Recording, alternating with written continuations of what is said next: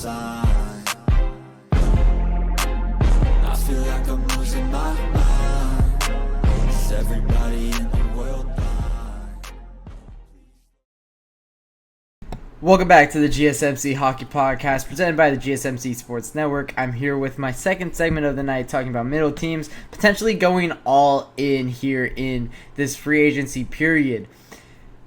The Devils, the Senators, the Capitals, the Predators, the who else? I mean, the Flyers to an extent. The Sabres look to bolster their team. The Tampa Bay Lightning, the Toronto Maple Leafs added to their team. The Boston Bruins added to their team. The Winnipeg Jets look to, well, I guess they didn't really add their team in free agency all too much. But they still are an 110-point team. And then, the Nashville Predators, as I mentioned. The Utah Hockey Club, who is in the Central as well.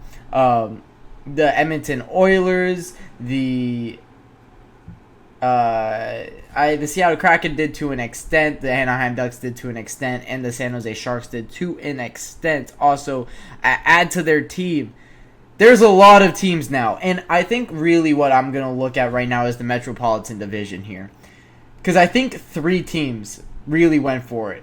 The Devils, the Flyers, the Capitals, all really tried to improve their team. What does that mean for the Rangers, the Hurricanes? I think the Islanders added to their team pretty well as well. Well, first off, let's figure out if it's a good decision. Did the Hurricanes and the Rangers lose enough to where these teams are better than them now? I think the Hurricanes did. I think the Hurricanes might have one of the biggest fall-offs that we've seen in recent NHL memory. This team, an 111-point team, just coming off of 52 wins this past season, losing Teuvo Teravainen, losing Brady Shea, losing Brett Pesce, losing probably Mara Nichaz. You lost Jake Gensel, who helped you out a lot. Jordan Marnook, who helped you out a lot. This team is going to be a shell of its former self, and you're really relying on Petr Kochetkov for your goaltending situation because Freddie Anderson looks like a little bit of a shell of his former self now. The Hurricanes might fall off to maybe bottom of this division. Truly, they could fall off below the Blue Jackets to 8th. The Blue Jackets currently holding that 8th spot from last season from 66 points. But they added in this offseason, they added Sean Monahan. We don't know whether or not Caden Lindstrom will play a part in this team for next season, but I do expect him to, at a point, I think it will be later in the season, but I do expect him to be on the NHL roster come the end of the year, and I think that would be a great addition. You also, for the Blue Jackets, you also have fantastic forwards and great defensemen as well. David Jiricek and Denton Mateychuk should take a big step forward this next season. We'll talk about those two specifically later on in this fifth segment, as I think those two are the best prospects that the Blue Jackets have in a very talented prospect pool. You look at this Blue Jackets prospect pool and it's just loaded, and just maybe not prospect pool but under 23 pool. You have guys like Kirill Marchenko, Kent Johnson, Cole Sillinger, Adam Fantilli, Dmitry Voronkov, who might be 24 but he is still a young guy, Denton Mateychuk, David Jiricek, Jordan Malatesta, Jordan Dumais. You have the Daniil Tarasov, Jet Greaves for your goaltending situation. This Blue Jackets team is extremely talented, and let's just talk about it. 5th overall pick Kent Johnson, 12th overall pick Cole Sillinger, 6th overall pick David Jiricek, 12th overall pick Denton Mateychuk, 3rd overall pick Adam Fantilli, who could have gone 2nd last year, and then 4th overall pick in Caden Lindstrom. And then you add Gavin Brindley, Luca Del Belbaluz, who are both 2nd round picks that we are very high on. This team is fantastic, and I think next year is the year that they take a step forward. The Blue Jackets could end up higher than the Hurricanes, and that would be a really, really interesting switch, as the Hurricanes almost had double the Blue Jackets' points from last year. They had 2 less than double the wins that the Blue Jackets had, with 27-52. I mean, this Hurricanes team can take a huge step backwards. So that's one team, the Blue Jackets, that are looking to improve. Next, the Devils. The New Jersey Devils are a fantastic, fantastic team. They were great last season, and what do? They go out and add. First off, I talked about Brett Pesce, how he was great for the Hurricanes. Well, he's now across the pond, not across the pond, but a little bit north in New Jersey now, which is very disappointing for, the Carolina Hurricanes. Other players on this team, Timo Meier, who's a fantastic forward, Jack Hughes, who has shown that he has taken that next step up, Jesper Bratt, who's fantastic, Nico Hischier, who is fantastic, Andre Palat, Eric Haula, Stefan Nesson, who are all great forwards. You also have Dawson Mercer, who is still an RFA, but I believe they will re-sign him. Then you go out and get Jacob Markstrom to help your goaltending situation, which was much, much needed. Dougie Hamilton looks like he'll come back from injury, which will be huge for the New Jersey Devils. I don't think you can understate that. Then you have Simon Nemec and Luke Hughes, who last season looked to take big steps forward. I think Simon Nemec has potential to be a top 2 defensive pairing on any blue line, and I would be very excited about that. And then you have, like I said, you added Brett Pesce. You have Jonas Siegenthaler. You have Nick DeSimoine. You have great pieces on this blue line. This New Jersey Devils team can be extremely good and one to really look out for next season. I think they did very well at bolstering this team. It was a team that I felt like needed to go all in. This core is still very young and can still put together fantastic playoff runs that we haven't seen them ever do. So I can't wait to see how the Devils play this next season. The Metro is stacked, man. Next team is the Capitals, who is another Metro team.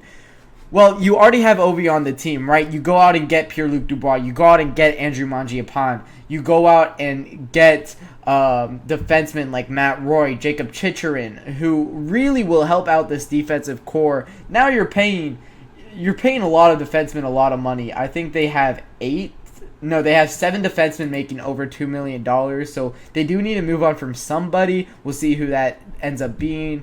You went out and got Logan Thompson, who is a great goaltender from the Vegas Golden Knights. This Washington Capitals team can be very talented. I don't think that they did enough, though. I think they're going to miss out on the playoffs, and it will be very disappointing.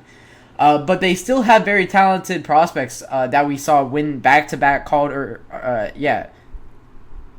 Win back to, is it Calder Trophy? I think it's the Calder Cup. Yes, it is. But anyways, you have prospects like Ivan Marashenko. You have Hendrix Lapierre, Perek Dubé. Great forward prospects that could help out this team. And I think that they were a year too soon to go all in. I don't think Ivan Marashenko is going to be as ready as they want him to, or Hendrix Lapierre will be as ready as they want them to. But we'll see what this forward core can do, because if there is a weakness, it is the forwards here.